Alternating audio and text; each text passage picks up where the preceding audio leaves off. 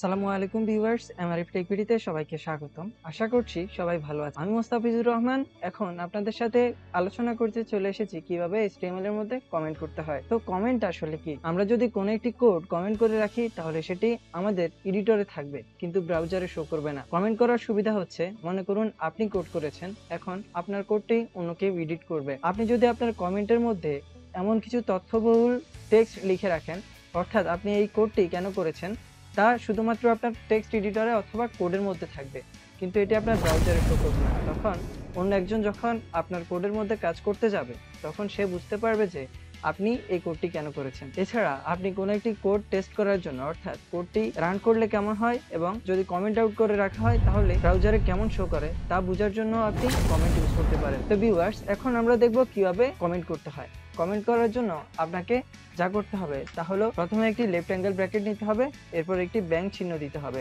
যা আশ্চর্যবোধক চিহ্নের মতো দেখতে। এরপর আপনাকে দুটি মাইনাস চিহ্ন দিতে হবে। মাইনাস চিহ্ন দেওয়ার সাথে সাথে আপনি দেখতে পারলেন শুরুর অংশটি আমরা লেখার সাথে সাথে শেষের অংশটি আমাদেরকে দিয়ে দেওয়া হয়েছে। শেষের অংশটি হচ্ছে মাইনাস মাইনাস, তারপর হচ্ছে রাইট অ্যাঙ্গেল ব্র্যাকেট। এরপর এর ভিতর আমরা যা লিখবো, মনে করুন আমি লিখলাম যে আই এম মুস্তাফিজুর রহমান। তো দেখতে পাচ্ছেন এই অংশটি আমরা সেভ করলাম। সেভ করার পর আমাদের ব্রাউজারে এসে রিলোড দিলাম, কিন্তু ব্রাউজারে আমাদের পূর্বের কোডগুলো আছে, কিন্তু আমরা যে কমেন্ট আউট করা কোডটি লিখেছি তা ব্রাউজারে নেই। অর্থাৎ আমরা কমেন্টের ভিতরে যা লিখবো তা ব্রাউজারে শো করবে না। এখন আমরা দেখব কিভাবে কিবোর্ড শর্টকাটের মাধ্যমে আমরা আমাদের কোডকে কমেন্ট করতে পারি। কমেন্ট করার জন্য যেই অংশটুকু আমরা কমেন্ট করব তা সিলেক্ট করব। সিলেক্ট করার পর কিবোর্ড থেকে কন্ট্রোল ফরওয়ার্ড স্ল্যাশ চাপ দেব। চাপ দিলে দেখতে পারবেন যে আমাদের কোড কমেন্ট হয়ে গিয়েছে।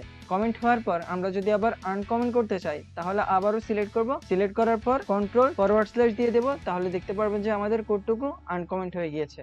এবং আনকমেন্ট হওয়ার সাথে সাথে যদি ব্রাউজারে দেখেন তাহলে দেখতে পারবেন যে আউটপুট দেখাচ্ছে। ভিউয়ার্স, আশা করছি আপনারা কমেন্ট করা শিখে গিয়েছেন। আপনি যদি এইচটিএমএল এর স্ট্রাকচার থেকে কমেন্ট আউট করা পর্যন্ত শিখে থাকেন তাহলে অবশ্যই আপনি এগুলো প্র্যাকটিস করবেন। প্র্যাকটিস করার পর আপনি একটি স্ক্রিনশট নেবেন। স্ক্রিনশট নেওয়ার পর আমাদের এমআরএফ টেক ভিডি নামে একটি ফেসবুক গ্রুপ রয়েছে, আমাদের ফেসবুক গ্রুপে একটা পোস্ট করে দিবেন। এটি আপনার জন্য একটি হোম টাস্ক। তো আপনি এই হোমওয়ার্কটি করার পর আপনি আমাদের গ্রুপে যখন জমা দিবেন, আপনার কয়েকদিনের হোমওয়ার্ক দেখে আমরা আপনাকে আমাদের সিক্রেট মেসেঞ্জার গ্রুপে জয়েন করিয়ে দেব। ভিউয়ার্স, আমাদের আজকের ভিডিওটি যদি ভালো লেগে থাকে তাহলে অবশ্যই লাইক করুন, কমেন্ট করুন এবং অবশ্যই চ্যানেলটি সাবস্ক্রাইব করে আমাদের পাশেই থাকুন।